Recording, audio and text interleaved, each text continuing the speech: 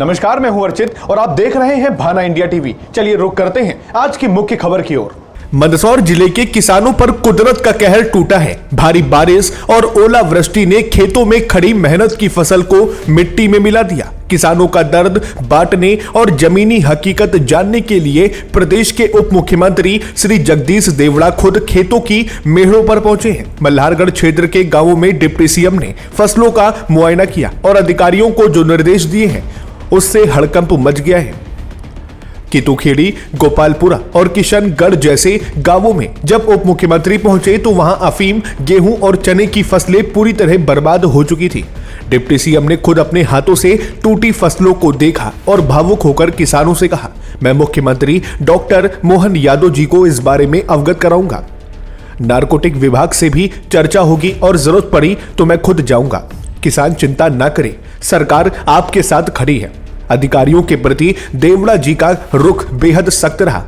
उन्होंने दो टूक शब्दों में चेतावनी देते हुए कहा, अधिकारी खेतों तक पहुंचकर वास्तविक स्थिति का आकलन करें। कोई खेत सर्वे से छूटना नहीं चाहिए।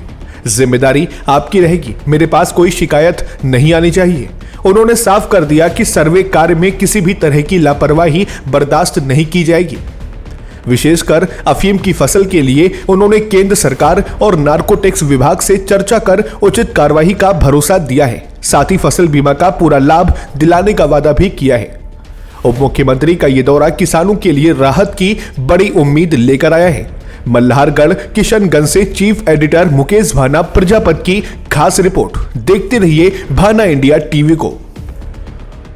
आज किशनगढ़ में उप मुख्यमंत्री श्री जगदीश देवड़ा आज किसानों के साथ बातचीत कर रहे हैं और किसानों के खेतों में आज देखा जा रहा है क्या स्थिति रही है। बात करने का है।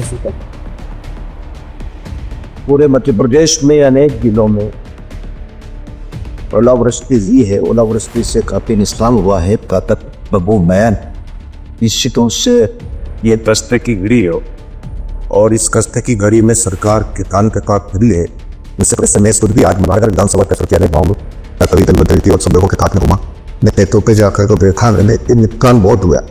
बाकी इसकी फसल नष्ट हो गई। गेहूं, धनिया और भी अनेक फसलें, मुझे लगता है कि 50% रहा है, कहीं 100% पे, कहीं 80% पे ऐसे नुकसान हुआ है। तो माननीय मुख्यमंत्री जी ने निर्देश दिए हैं कभी जिलों में पूरे प्रदेश में कि जहाँ जहाँ जो ओलावृष्टि हुई है वहाँ तत्काल पहुँच करके टीम जाए और वहाँ सर्वे करें और ईमानदारी से सर्वे करें। कि टूटते सरकार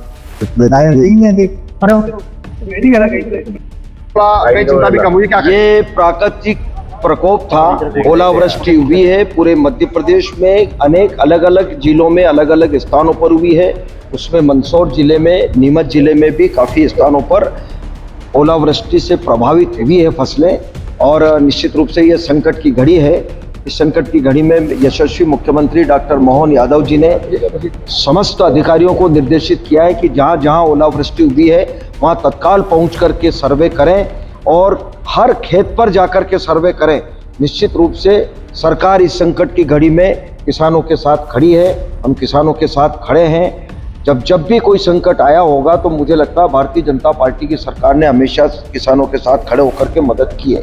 और अभी भी जब मैंने बहुत सारे खेत देखे हैं जहां पर अफीम की पूरी फसल नष्ट हो गई, गेहूं की फसल नष्ट हो गई और भी कई हमारे धनिया है, कोई फसलें हैं जो नष्ट हुई है, तो निश्चित रूप से जब सर्वे की रिपोर्ट आएगी, अलग अलग जगह अलग अलग स्थितियाँ हैं, कहीं 100% है, कहीं 80% है, लेकिन अधिकांश जगह 100% भी हुई है। तो जब सर्वे हो जाएगा तो सरकार के पास जब रिपोर्ट पहुंचेगी तो निश्चित रूप से सरकार पूरी तरह से किसानों की जितनी मदद कर सकती है वो जरूर मदद करेगी।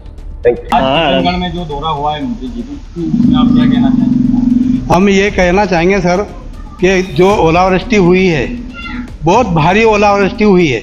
इसमें फसल बिल्कुल चौपट हो चुकी है और सरकार से हमारा निवेदन यही है कि कम से कम हमको मुआवजा बीमा स्वीकृत करवाए, 100% करवाए।